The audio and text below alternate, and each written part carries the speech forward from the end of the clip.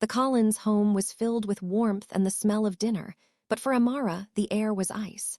She hadn't eaten in 2 days, her hands trembling as she finished the chores her foster mother, Korean, had weaponized against her. Robert Collins didn't even look up from his drink as he pointed toward the front door. "You're a burden we're done carrying," he spat. "Fix your attitude in the cold." He shoved her into the heart of a lethal blizzard with nothing but a thin gray coat. Amara walked until her legs wobbled and her breath came in weak, broken clouds, finally collapsing into a snowdrift as her body gave out. Robert watched from the window and turned away, satisfied. What he didn't know, what he couldn't have imagined, was that a black SUV had just idled at the corner. The man stepping out, dark wool coat sharp against the storm and eyes locked on the girl in the snow, was Jun-Seo. To the Collins, Amara was a nuisance. To the Korean Mafia Boss, she was about to become the reason he started a war. Hello, family. Welcome to Afro Soul Mafia Stories. Before we proceed to the story, I would love to know where you are watching from. Kindly drop it in the comment section and also subscribe to this channel. Now let's continue with the story. The warmth inside the Collins home felt like a cruel taunt, a golden glow that Amara could see but never touch. Standing in the shadows of the foyer, her slim, delicate frame trembled, though not just from the draft snaking in through the floorboards. It was the deep, hollow ache of a stomach that hadn't seen a real meal in 48 hours. To anyone passing by the large bay windows, the house looked like a portrait of suburban perfection. The scent of roasted chicken and rosemary wafted from the kitchen, and the rhythmic hum of the central heating served as a steady heartbeat for a family that thrived on the comfort they denied her. Korean Collins stood at the granite island, her blonde hair perfectly coiffed, her expression one of practiced indifference as she plated dinner. She didn't look at Amara, but she spoke with a voice like sharpened glass. "The floors are still streaked, Amara. I suppose you were too busy daydreaming to actually work." Amara tried to find her voice, but her throat was dry, her lips parched. "I'm sorry, Korean. I felt a bit dizzy. I'll do them again." From the dining table, Jason and Emily exchanged a smirk that held no warmth. Jason, leaning back in his chair with an athletic arrogance, kicked a stray bit of mud onto the tiles she had just finished scrubbing. "Missed a spot," he drawled, his light brown eyes dancing with a malicious disinterest. Emily giggled, adjusting her trendy sweater, her gaze raking over Amara's disheveled natural curls with a look of pure superiority. To them, Amara wasn't a sister or even a guest. She was a glitch in their perfect aesthetic, a shadow that didn't belong in their bright, fashionable world. The bullying wasn't always loud. Most of the time, it was a quiet, systematic starvation of her soul. It was the way they ate in front of her while she was forced to stand by, the way Robert would forget to include her in the grocery budget, and the way Emily would accidentally ruin the few pieces of clothing Amara owned. For the past 2 days, Amara had survived on sips of tap water and the fatting memory of a half-eaten apple she'd found in the trash. Her body felt light, almost ethereal, as if she were slowly vanishing from the world that hated her presence. Robert Collins entered the room, the heavy tread of his boots echoing his stern, unapproachable nature. He looked at the plated food, then at Amara, his dark eyes showing a clinical lack of empathy. He didn't see a girl on the brink of collapse. He saw a failed investment, a burden that had stayed past its welcome. "Korean says you're being difficult again," Robert said, his voice a low, threatening rumble. He didn't wait for an explanation. He never did. He walked to the front door and threw it open, inviting the howling white void of the blizzard into their pristine hallway.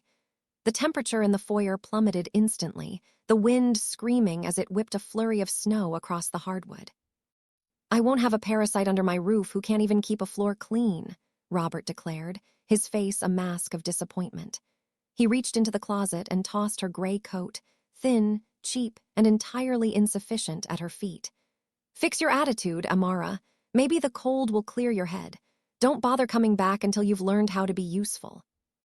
Amara looked at her foster mother, searching for a single spark of humanity, but Korean simply turned her back to adjust the centerpiece on the table. She looked at Jason and Emily, who were already digging into their feast, the steam rising from their plates in a mockery of her hunger. Please, Amara whispered, her voice barely audible over the gale. It's a blizzard. I have nowhere to go. You have the street, Robert replied, his hand gripping the brass doorknob. It's more than you deserve. With a final, heartless shove, Robert forced her out. The heavy oak door slammed shut with a finality that vibrated in Amara's very bones, the lock clicking into place like a guillotine. Suddenly, the rosemary and the warmth were gone, replaced by the violent, stinging bite of the north wind. The snow hit her face like a physical blow, blinding her instantly. Amara pulled the thin gray coat around her shoulders, her fingers already beginning to lose sensation as they brushed against the red sweater peeking out from beneath. The world was a white blur, a frozen wasteland that stretched out in every direction. She took a step, then another, her shoes sinking deep into the drifts. Her legs felt like lead, her heart fluttering in her chest like a trapped bird. Every breath was a struggle, the air so cold it felt like inhaling shards of glass. She looked back once at the house, seeing the warm yellow light of the Collins' living room through the swirling frost. They were sitting down to eat. They were safe. They had already forgotten she existed. Amara turned toward the darkness of the road, her natural curls quickly becoming heavy with ice. She didn't know where she was going. She only knew that the hunger was fatting into a terrifying, seductive numbness. As she trudged further into the white silence, the life-tired exhaustion she had carried for years finally began to win. The streetlights flickered and died, leaving her alone in the belly of the storm, a small, fragile spark about to be extinguished by a world that had never wanted her to burn. The black SUV sat idling like a silent predator at the edge of the woods, its exhaust plume curling into the frigid night air. Inside, the atmosphere was thick with the quiet tension of professional violence. Kim Jun-Seo's men, hardened soldiers of the underworld, sat in a state of alert readiness, their eyes scanning the darkness for movement. They were used to their boss's calm but intense demeanor, a man who treated every outing like a tactical operation. But as the door had swung open moments ago, and Jun-Seo stepped into the blinding white chaos of the blizzard, the air inside the vehicle shifted. Jun-Seo moved through the drifts with a sharp focus that ignored the stinging bite of the wind. He didn't hesitate when he reached the small, still form huddled in the snow. To his men watching through the tinted glass, the girl was nothing more than a shadow, a discarded piece of the city's debris. But as Jun-Seo knelt, his black-gloved hands reached out with a gentleness that was entirely foreign to the man they knew.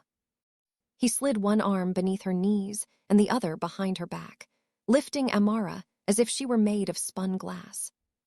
When the heavy door of the SUV hissed open, the interior light spilled out, illuminating the grim scene. Jun-Seo stepped inside, the sub-zero air following him like a ghost. He didn't look at his driver or his lead enforcer, Min-ho, who sat in the passenger seat. His eyes, usually dark and intense with authority, were now clouded with a hint of vulnerability as he looked down at the girl in his arms. Her head lolled against his chest, her natural curls frosted with ice, her face a mask of fragile exhaustion. "Drive," Jun-Seo commanded. His voice was a low, vibrating baritone that brooked no questions, yet it lacked its usual serrated edge. "And turn the heat to the maximum, now." The driver stammered a quiet, "Yes, boss," and the vehicle lurched forward, tires biting into the slick pavement. A heavy silence settled over the cabin, broken only by the hum of the heater and the sound of Amara's weak, shallow breathing. Min-ho glanced back, his expression one of suppressed confusion. In their world, a mafia boss didn't stop for strays. They didn't risk exposure for a girl in a thin gray coat who looked like she had walked out of a nightmare. "Boss," Min-ho began, his voice cautious, "the meeting with the syndicate heads is in 20 minutes. We're already behind schedule. We should drop her at the nearest clinic and—" Jun-Seo's gaze snapped up, his jaw tight with a sudden, lethal coldness that silenced the enforcer instantly. "The meeting can wait. If the syndicate heads have a problem with my absence, they can discuss it with me when I return. We are going to the penthouse." Min-ho's eyes widened slightly before he looked away. The confusion among the team was palpable.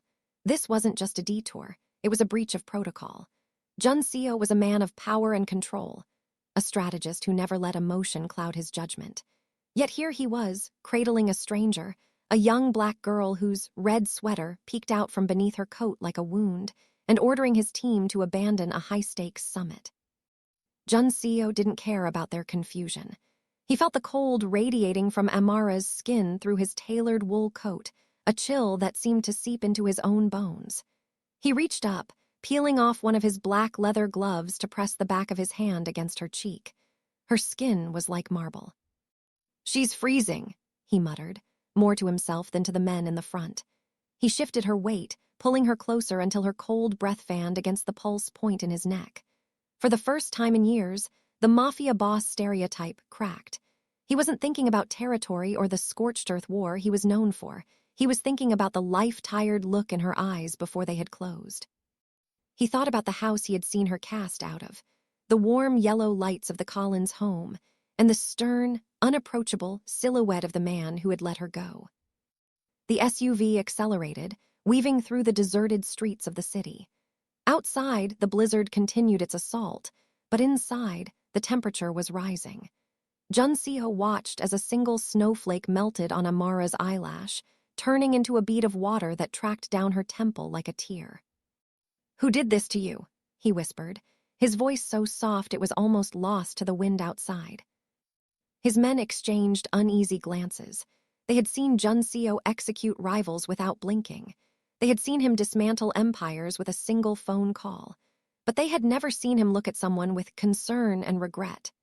The status swap had already begun. This girl, who had been a nuisance to her foster family only an hour ago, was now the most protected person in Seoul.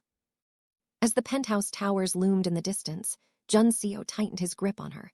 He didn't know her name yet, and he didn't know the depth of the betrayal she had suffered. But as the car pulled into the secure underground garage, he knew one thing with absolute certainty. The world that had tried to freeze Amara out was about to feel the fire of his cold rage. The hunter had found something worth more than power, and he wasn't going to let it go. The silence of the penthouse was absolute, a heavy, expensive quiet that felt worlds away from the screaming wind of the blizzard. When Amara's eyes finally fluttered open, she didn't see the peeling wallpaper of her foster bedroom or the cold, sterile light of the Collins kitchen. Instead, she was met with a ceiling of polished obsidian that reflected the soft, amber glow of a recessed fireplace. The air was warm, thick with the scent of sandalwood and something metallic, like rain on heated stone. She tried to sit up, but her body felt like it was made of lead. She was tucked beneath a duvet of charcoal silk so heavy and soft it felt like a physical embrace. As she shifted, the rustle of the fabric sounded like a thunderclap in the still room. Her hands, no longer numb and blue, were tucked into the sleeves of an oversized black sweater that smelled faintly of a sophisticated masculine cologne. "Don't move too quickly," a voice said, a low, melodic baritone that seemed to vibrate through the very floorboards. "Your core temperature is stable, but your heart rate is still recovering." Amara's breath hitched. She turned her head slowly, her voluminous curls spilling across the silk pillowcase. Sitting in a high-backed velvet chair by the window was the man from the snow. In the soft light, Kim Jun-Seo looked less like a phantom and more like a king. He had discarded his heavy wool coat, revealing a crisp white shirt with the sleeves rolled up to his elbows. The sharp, polished aura he carried was still there, but as he stood and walked toward the bed, the stone-cold mask he wore for the world seemed to crack. He didn't tower over her to intimidate. Instead, he sat on the edge of the mattress, his presence commanding yet strangely careful. His dark and intense eyes scanned her face, lingering on the fatting paleness of her cheeks. Amara shrank back instinctively, the life-tired trauma of the Collins household flinching at the approach of a powerful man. Where am I?" she whispered, her voice a ragged shadow of itself. "You are safe," Jun-Seo said. He reached out, his hand hovering in the air for a second, giving her the chance to pull away. When she didn't, he tucked a stray curl behind her ear. His fingers were warm, and his black gloves were gone, revealing hands that were calloused but incredibly steady. "You are in my home, and as long as you are under this roof, no one can touch you." "Robert, he said I was a burden," she murmured, her eyes shimmering with the memory of the door slamming. "He said I wasn't useful." A flicker of cold rage passed through Jun-Seo's eyes, a flash of the mafia boss who could dismantle empires, but it vanished as quickly as it appeared, replaced by a softness he reserved only for her. He reached for a small porcelain bowl on the nightstand, steam rising from it in delicate plumes. "Robert is a fool who does not understand the value of what he possessed," Jun-Seo said firmly. He dipped a silver spoon into the bowl, a rich, fragrant abalone porridge. He didn't hand her the spoon. He held it up, waiting with a patience that felt like a gift. "Eat. You haven't had a meal in days. I can feel the hollow in you from across the room." Amara hesitated, looking at the silver spoon and then at the man who held it. In her world, food was a weapon, something earned through silence and subservience. But Jun-Seo looked at her as if she were the only person in the world who mattered. Slowly, she leaned forward and took the bite. The warmth of the food spread through her chest, more intoxicating than the fireplace. "Why?" she asked after a moment, her voice gaining a sliver of strength. "Why save me? You don't even know me." Jun-Seo set the bowl down and looked at her, his jaw tight with a sudden, raw honesty. "I saw a girl who the world tried to break, and I saw that she refused to shatter. I was hunting for something worthwhile in the cold, Amara. I didn't expect to find a soul that outshone the city lights." He reached out and took her hand, the slim, delicate hand that had been clawing at the snow just hours before. He didn't grip it with the power and control his reputation suggested. Instead, he held it with a hint of vulnerability, his thumb tracing the line of her knuckles. "The Collins family thinks they threw away a shadow," he whispered, his dark eyes locking onto hers with an intense focus. "They have no idea they handed me a star. Sleep now. Tomorrow we begin the correction. They will learn exactly what it costs to leave a treasure in the storm." Amara felt the weight of her exhaustion returning, but this time, it wasn't the terrifying numbness of the blizzard. It was the heavy, peaceful sleep of the protected. As her eyes closed, the last thing she felt was the warmth of Jun-Seo's hand on hers, a silent vow that the thin gray coat of her past was gone forever. The status swap wasn't just about the penthouse or the silk. It was the realization that for the first time in her life, she was worth the fire of a dangerous man's devotion. The transition from the world of the Collins family to the reality of Kim Jun-Seo was not a gentle change, but a complete erasure of the past. By the second morning, the obsidian penthouse had been transformed into a hive of quiet, efficient activity. Amara watched from the plush safety of an armchair as a private medical team, handpicked by Jun-Seo, moved with soft footsteps across the heated floors. There were no cold questions or accusatory glares here. Instead, there was the gentle pressure of a blood pressure cuff and the soothing application of specialized salves to her wind-burned cheeks and frost-nipped fingers. Jun-Seo stood by the floor-to-ceiling windows, a silent, sharp-focused guardian. He didn't speak while the doctors worked, but his presence was a shield that kept the ghosts of Robert and Korean at bay. Every time Amara winced at a touch, she could see his jaw tight with a flicker of protective rage. Though he kept his voice a steady, calming baritone. "The physical damage is superficial," the lead doctor whispered to Jun-Seo, unaware that Amara's hearing had sharpened in the silence. "But the signs of prolonged nutritional neglect are concerning. She has been surviving on the bare minimum for months." Jun-Seo didn't look away from the snow-covered skyline of Seoul. "Ensure she has every supplement, every nutrient she was denied. If she so much as mentions a craving, it is to be fulfilled." When the doctors finally departed, leaving behind a tray of vitamin-rich broths and high-protein delicacies, the second phase of the transformation began. Two women entered the room, pushing a rack of garments that looked less like clothing and more like soft, woven armor. There were no thin gray coats here, no hand-me-downs that Emily had discarded. Jun-Seo walked over to the rack, his black leather gloves replaced by bare hands that moved over the fabrics with a connoisseur's touch.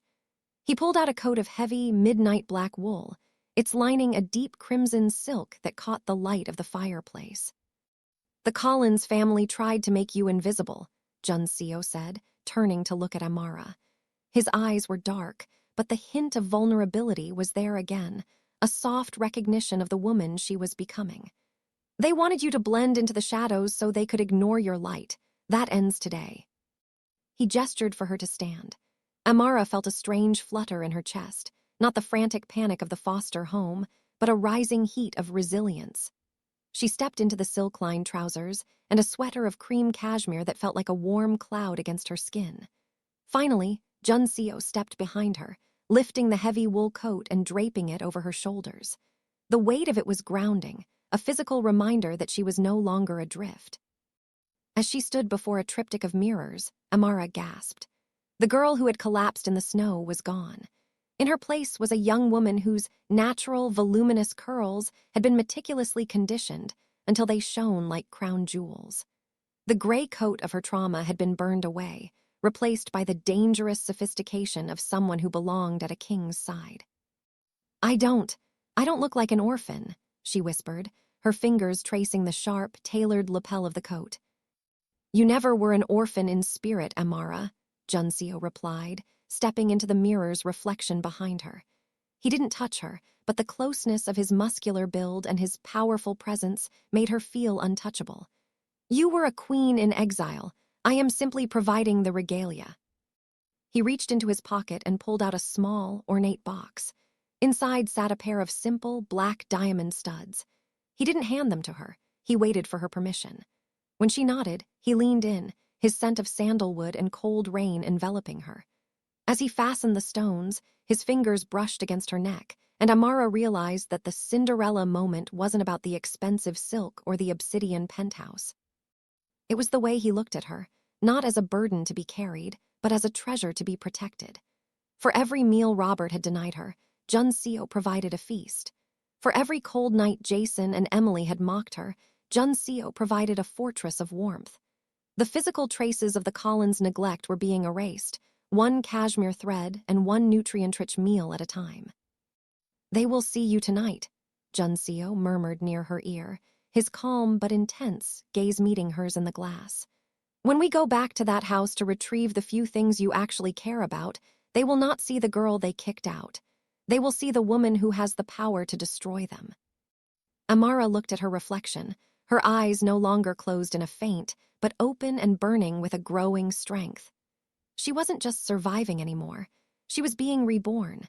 And as Jun-Seo adjusted his own dark wool coat, she knew that the blizzard hadn't been the end of her story. It had been the forge.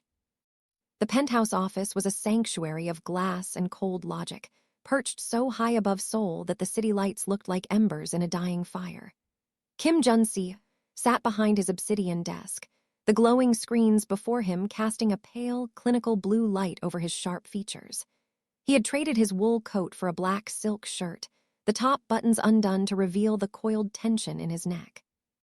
His black-gloved hands were folded, but his sharp focus was fixed on a single man standing across from him, Min-ho, who held a thick, leather-bound dossier.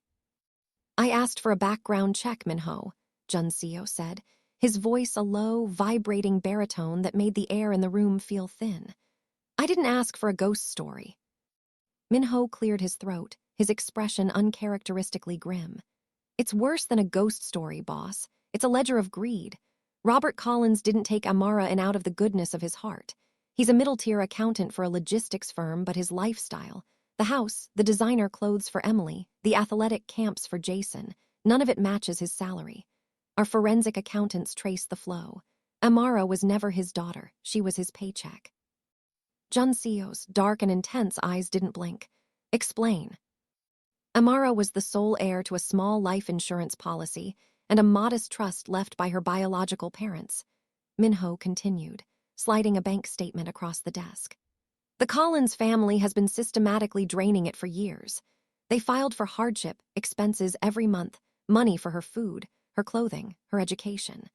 But according to the school records, she missed more days than she attended because she was forced to stay home and perform manual labor. The money meant for her nutrition went into Robert's vintage wine collection and Karen's jewelry." The silence that followed was suffocating. Jun-Seo reached out, picking up a photograph of a younger Amara included in the file. She looked even smaller then, her natural voluminous curls pulled back tightly, her eyes already carrying that life-tired weight. A cold rage began to simmer beneath his skin, not the hot, impulsive anger of a street thug, but the calculated, glacial fury of a man who dealt in the absolute destruction of his enemies. "There's more," Minho added softly. The neighbors reported disturbances several times, crying in the backyard during winter, a girl being forced to wash cars in the rain without shoes. Robert used his position in the community to silence the local social worker. He made it look like Amara was the problem, a difficult child with behavioral issues. It was a character assassination designed to keep her trapped. Jun-Seo stood, walking to the floor-to-ceiling window. He watched the snow fall against the glass, each flake a reminder of the night he had found her. He thought about the thin gray coat that offered no warmth and the red sweater that was the only color in her gray world. He thought about the abalone porridge she had eaten with such hesitant, desperate gratitude. "They didn't just neglect her," Jun-Seo whispered, his breath fogging the glass. "They farmed her. They harvested her trauma to pay for their comfort." He turned back to the room, his calm but intense aura replaced by something far more predatory. The mafia boss stereotype was gone. In its place was a man who had found a purpose for his violence. His jaw was so tight it looked carved from stone, and the hint of vulnerability he showed Amara was nowhere to be found. "Robert Collins likes his comfort," Jun-Seo said, his voice dropping to a lethal, velvet hush. "He likes his reputation. He likes his authority. I want them gone. I don't want him dead, not yet. I want him to watch his world evaporate the way Amara's did in that blizzard, freeze his assets. Every cent they took from her trust is to be returned with 1,000% interest, taken from their own retirement funds." "And the mother, the siblings?" Minho asked. "Korean Collins values her social standing above all else," Jun-Seo replied, his eyes flashing with a dark light. "Release the records of her hardship filings to her elite social circles. Let her friends see the servant they kept in the basement. As for Jason and Emily, their futures are built on stolen blood. Revoke the sponsorships. Cancel the enrollments. If they want to be elite, let them earn it without Amara's inheritance." Jun-Seo walked to his desk and picked up his semi-automatic pistol, checking the chamber with a rhythmic, metallic click. The sound was an exclamation point at the end of a death sentence. The Cinderella transformation Amara was undergoing was only half of the story. The other half was the scorched earth war that was about to arrive at the Collins' doorstep. "They thought no one was watching," Jun-Seo muttered, his gaze drifting to the door of the bedroom where Amara was finally sleeping without nightmares. "They thought she was a shadow that wouldn't talk back. They forgot that shadows are cast by the light, and I am the fire that's going to bring it." The cold rage had reached its boiling point. Kim Jun-Seo wasn't just a savior anymore. He was the reckoning. And as he pulled on his black leather gloves, he knew that by the time he was done, Robert Collins would be begging for the mercy of a blizzard compared to the storm Jun-Seo was bringing to his home. The downfall of the Collins family did not begin with a bang, but with the quiet, terrifying precision of a scalpel. In the world of Kim Jun-Seo, destruction was an art form, and he was a master of the slow bleed. While Amara slept in the safety of the penthouse, cocooned in the warmth she had been denied for years, the digital and social foundations of her foster family's life began to liquefy. The first crack appeared at Robert's firm. He arrived at his office on Tuesday morning, adjusted his business casual blazer, and prepared to settle into the routine of a man who believed he was untouchable. But the atmosphere was different. The usual nods of greeting from the junior accountants were replaced by hurried whispers and eyes that darted away the moment he looked up. When he reached his desk, he found his computer login disabled. 10 minutes later, he was summoned to the partner's office. There were no pleasantries. On the desk lay a stack of forensic audit, results that Jun-Seo's team had leaked through an anonymous, untraceable server. The documents didn't just show Robert's embezzlement of Amara's trust. They highlighted years of fudged, expenses he had claimed from the firm itself to cover the luxury lifestyle he craved. Robert's stern, unapproachable mask crumbled into a pale, sweating mess as he was told his license was being reviewed for fraud. He was escorted from the building by security, carrying his belongings in a cardboard box, the very picture of the burden he had once called Amara. At the same time, the war reached Koren. She was at her weekly charity luncheon, surrounded by the women whose approval she valued more than her own soul. The conversation was light until every phone at the table chimed simultaneously. A community alert had been sent to the neighborhood association's private forum. It contained no threats, only evidence, receipts for high-end spa treatments and designer dresses, side by side with photos of the empty pantry Amara had been forced to forage from. The silence that followed was more biting than the blizzard Robert had shoved Amara into. Corinne's light blue eyes searched for a friendly face, but she found only coldness and disgust. Her proper household image was shattered. The woman who had looked at Amara with superiority and indifference suddenly found herself on the outside of a locked door, the social circle she had spent a decade cultivating closing its ranks against her. But the most surgical strike was reserved for Jason. He sat in his university's athletic center, basking in the athletic, tall arrogance of a star recruit. He was waiting for his final scholarship confirmation, the one that would cement his perfect future. Instead, he was pulled into the athletic director's office. "There's been an issue with the funding, Jason," the director said, looking at a screen that showed a sudden red flag on Jason's financial aid application. The sponsorship that had been paying his way, a charitable grant funded by a shell company Robert had manipulated, had been revoked. Furthermore, an anonymous tip had prompted a review of his academic standing, revealing that several of his perfect essays had been written by a ghostwriter, or more accurately, by Amara, who he had bullied into doing his work late at night while her own grades suffered. By mid-afternoon, the Collins household was in a state of frantic, panicked collapse. The casual, rebellious Jason was shouting about his lost season. Emily was crying over her fashionable clothing accounts being frozen for suspicious activity. Robert sat at the kitchen table, his average build looking smaller and more overweight than ever, his hands shaking as he realized his bank accounts were being drained to repay the 1,000% interest Jun-Seo had demanded. Jun-Seo watched the live feed of their living room from his office, his black-gloved hand resting on his chin. He didn't feel joy. He felt the cold, industrial satisfaction of a debt being collected. He watched Robert look at the front door, the same door he had shoved Amara through, as if he expected the police to burst in at any second. "They are starting to understand," Jun-Seo whispered, his dark and intense eyes fixed on the screen. "They are realizing that everything they have was built on a foundation of ice, and the sun has finally come out." In the other room, Amara was learning how to breathe again. She didn't know the extent of the psychological war Jun-Seo was waging on her behalf, but she could feel the shift in the atmosphere. The life-tired weight was lifting. For every moment Robert had made her feel like a parasite, Jun-Seo was ensuring Robert felt like a ghost. For every time Jason had treated her like a servant, he was learning the reality of being a nobody. The Collins family had thought Amara was a shadow that wouldn't talk back. They didn't realize that Kim Jun-Seo was the fire that gave the shadow its shape, and he was growing hotter by the hour. The status swap was no longer a dream. It was a brutal, unavoidable reality. The perfect Collins family was being dismantled, brick by brick, while the girl they had left to die in the snow was preparing to rise from the ashes of their reputation. The stillness of the penthouse was usually a comfort, but tonight it felt like a mirror reflecting every jagged edge of Amara's soul.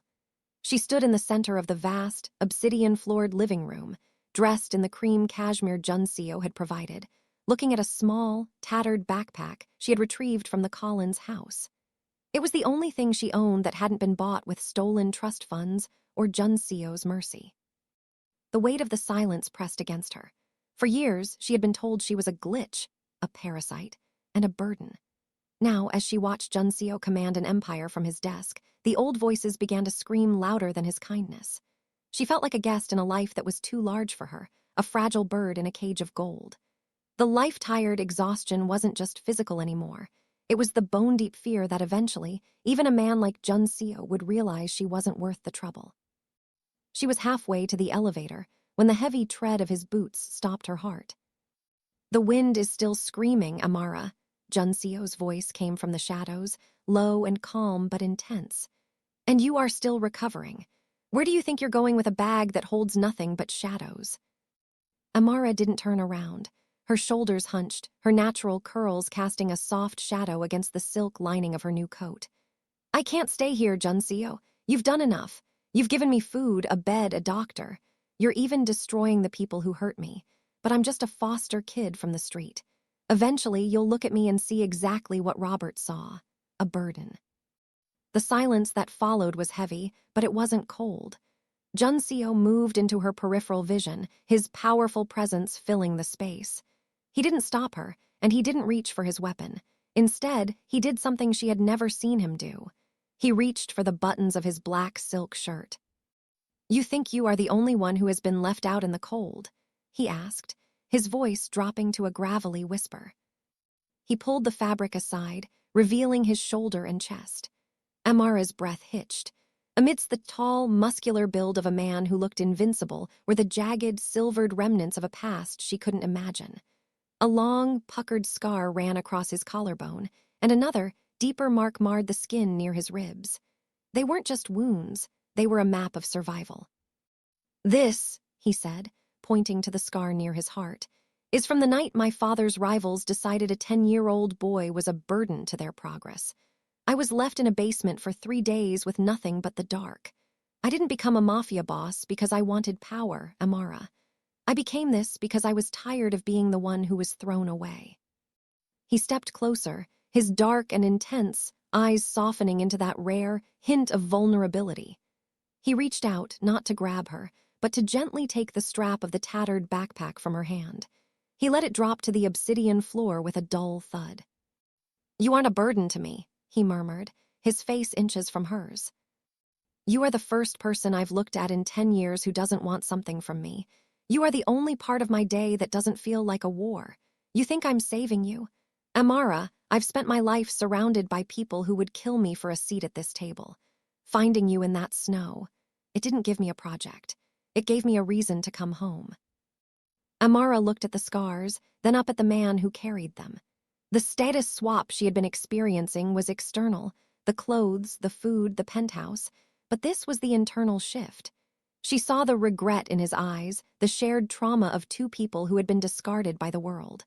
For the first time, she didn't feel like a servant or a queen in exile. She felt seen. "I don't know how to be this," she whispered, her voice trembling. "I don't know how to be someone who stays." "Then we will learn together," Jun-Seo replied. He reached out, his bare thumb tracing the line of her jaw with a softness that made her knees weak. "But do not ever think your existence is a weight I'm forced to carry. You are the fire I chose to walk toward.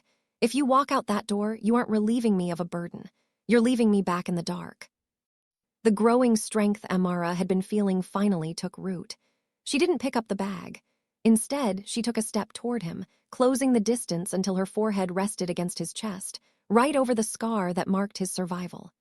She felt his heart beating, strong, steady, and for the first time peaceful.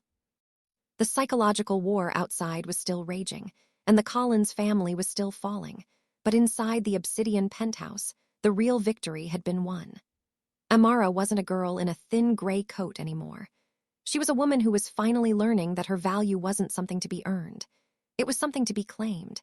And Jun-Seo, the man the world feared, was the only one who had the strength to hold her while she did it.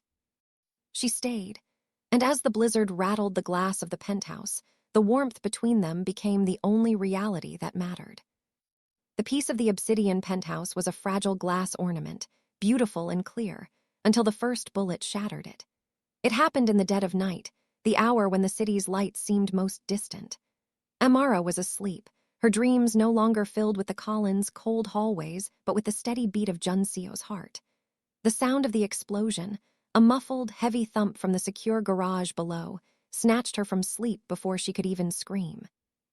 The room was instantly flooded with a strobing, crimson light. The emergency sirens didn't wail. They hummed a low, vibrating frequency that signaled a code black. Before Amara could reach for the bedside lamp, a shadow moved in the darkness.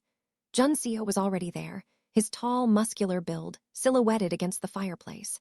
He was dressed in black tactical trousers and a shoulder holster, his dark and intense eyes scanning the monitors that lined the wall. "Stay low, Amara," he commanded, his voice a lethal, vibrating baritone. The park syndicate found the perimeter. They think I'm soft because I've been distracted by the Collins. They're coming to prove it. He checked the chamber of his semi-automatic pistol with a metallic snick that sounded like a death sentence.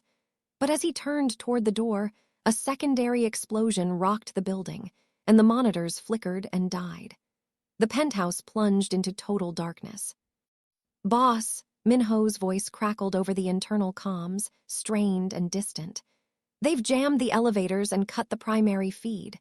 They're coming up the service stairs. We're pinned on the 40th floor." Jun-Seo cursed under his breath, his jaw tight with a rare flash of agitation. He was a master of the scorched earth war, but he was used to being the one holding the match. For the first time, he was defending a heart, not just a territory. He looked back at Amara, his expression a mixture of concern and regret. "I shouldn't have brought this to you," he whispered. Amara stood, the cream cashmere of her sweater a pale ghost in the dark. The life-tired girl who had collapsed in the snow was gone. In her place was someone who had been forged by hunger and silence, someone who knew how to move when the world went cold. She didn't cower. She walked toward the obsidian desk where the backup hardware was housed. "You didn't bring this to me, Jun-Seo." "They did," she said, her voice surprisingly steady. "And you can't fight them if you can't see them." She remembered Jason's arrogant boasting about his high-end gaming rigs and how he'd forced her to fix his network when he crashed it. She remembered the late nights she'd spent teaching herself the architecture of the very systems the Collins had used to track her. She knelt behind the desk, her fingers flying over a hidden secondary keypad Jun-Seo hadn't even mentioned.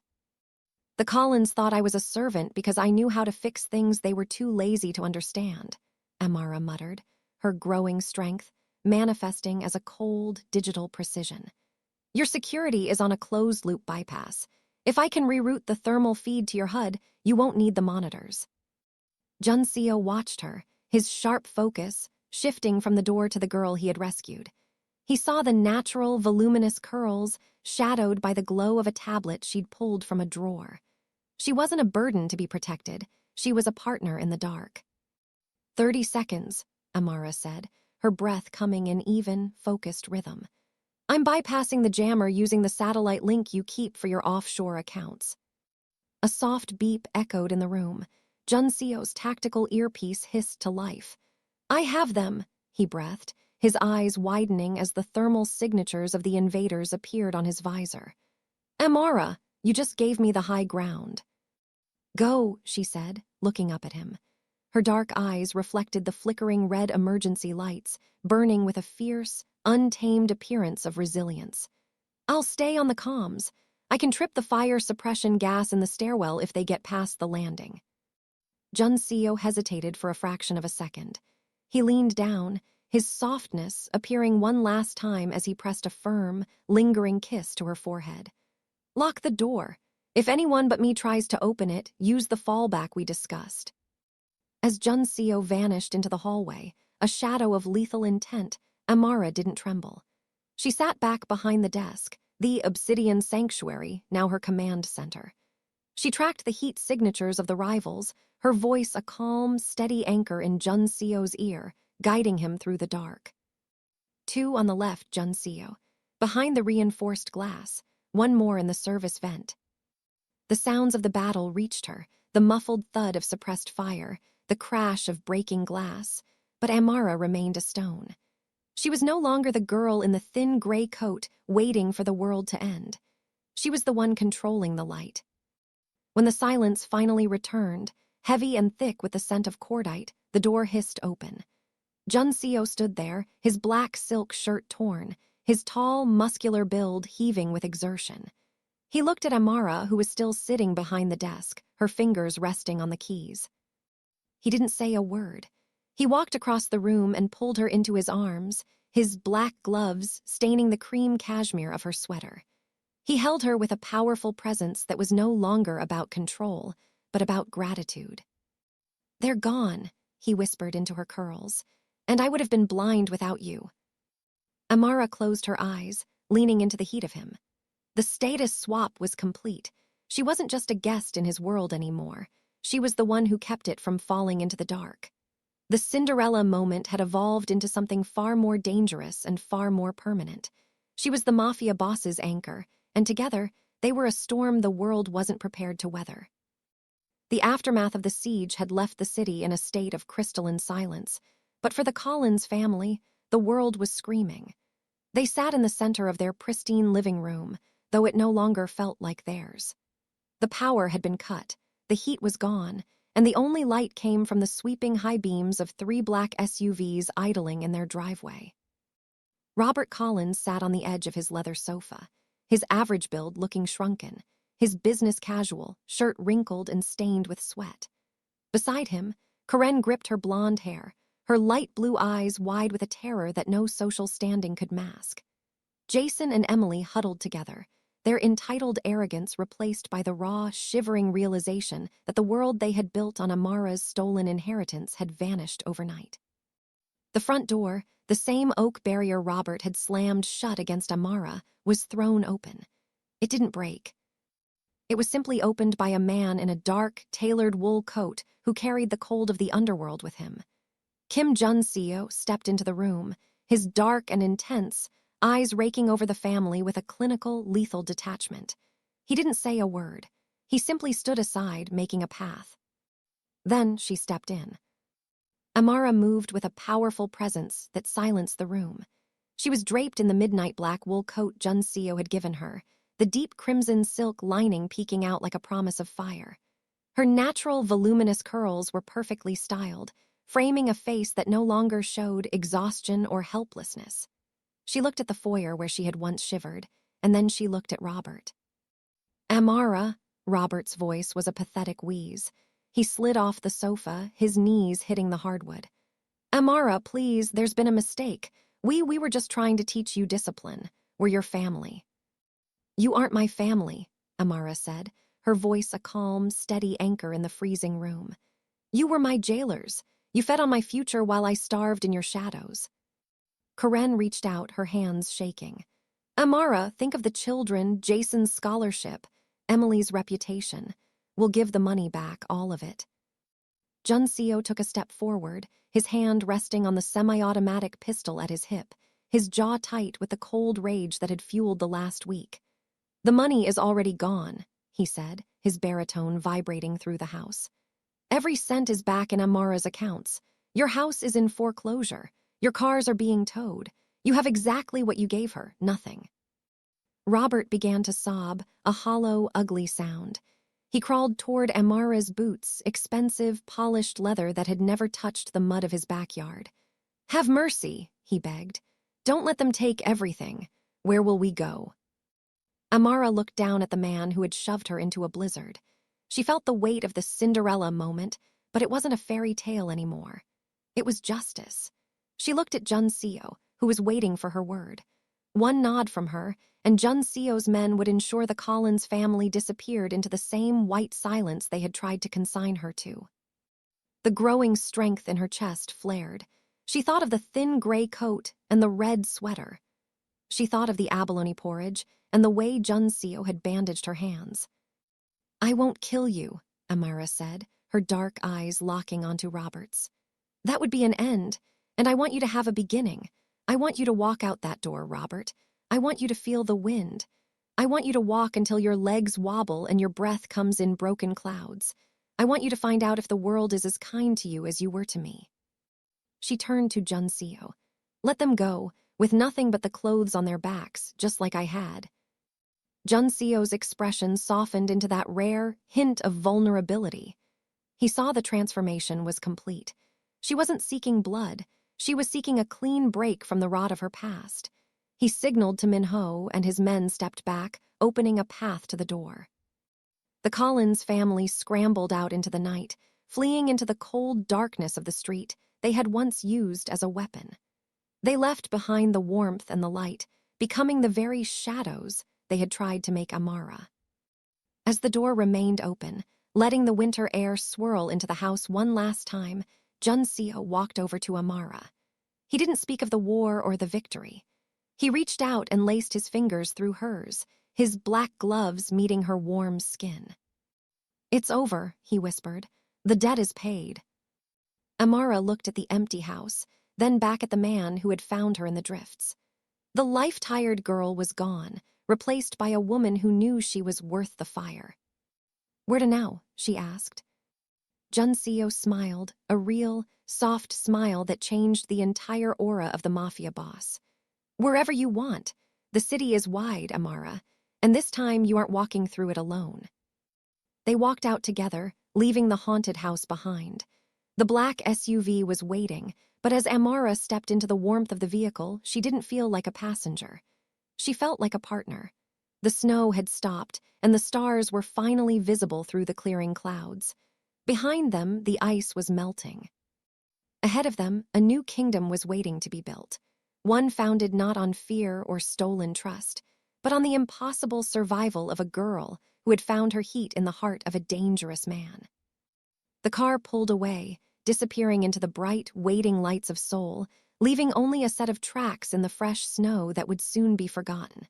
But Amara would never forget. She had survived the cold, and now it was time to burn. Amara was left in the cold by the people who should have loved her, but she found a fire that would never go out. If you believe everyone deserves a place to call home, and that some debts must be paid in full, hit that like button and subscribe. Don't let her story end here. Join our community for more tales of survival and the dangerous men who protect those the world forgot. Thanks for watching, and remember, the coldest nights often lead to the brightest mornings.